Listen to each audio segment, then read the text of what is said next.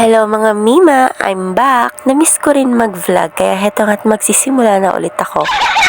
Sa video nga palang ito ay ipapakita ko sa inyo kung ano yung ginawa kong transformation sa mga notebooks ni Sia since in-announce ng teacher na hindi na nga color coding ang kanilang mga notebook at nakabili na nga ako. Naisipan ko na lang i-cover ito ng purple since super favorite talaga ngayon ni Sia si Kuromi, yung bagong labas na character sa Sanrio. Yung bag niya, yung tumbler niya, yung kanyang pencil case puro Kuromi nga lahat. So iteterno ko na rin pati yung kanyang mga notebook. Heto nga't i-cover ko ito ng purple colored paper at lalagyan ko to ng mga stickers. Syempre, Kuromi stickers.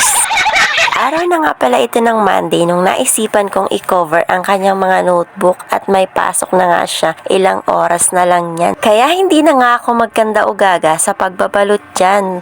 Habit ko na talagang stressin ang sarili ko, o diba?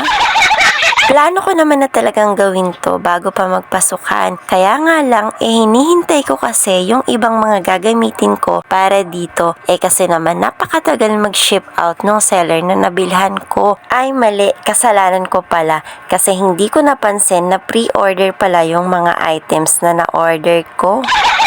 Kaya heto, pasukan na, hindi ko pa nagagawa yung gusto kong design sa notebook ni Sia. Hayan nga't natapos na pala ako dyan mag-cover ng mga purple colored papers sa mga notebooks. At idinidikit ko naman yung pangalan ng mga subjects at yung name and section ni Sia. Pinaprint ko nga pala ito sa sticker paper para mas mabilis ikabit at mas malinis tignan. Medyo may kamahalan nga lang kapag sa sticker paper pero okay lang, sulit naman kasi maganda naman yung kalalabasan niya. Yung design nga pala ng kanyang pangalan dyan ay Kuromi din, syempre. At si ate nga pala ang gumawa niyan, siya ang nag-design. At sa wakas nga ay natapos ko na rin siya. Pero hindi pa talaga totally tapos yan dahil wala pa yung mga Kuromi stickers at plastic cover kasi nga hindi pa na siya ship out, waiting pa rin ako. At 2 hours na rin nga pala dyan, pasok na ni Sia. So hayan, kailangan ko na namang magmadali para hindi kami malate sa klase. First day pa naman, nakakahiya, diba? Kung malilate kami.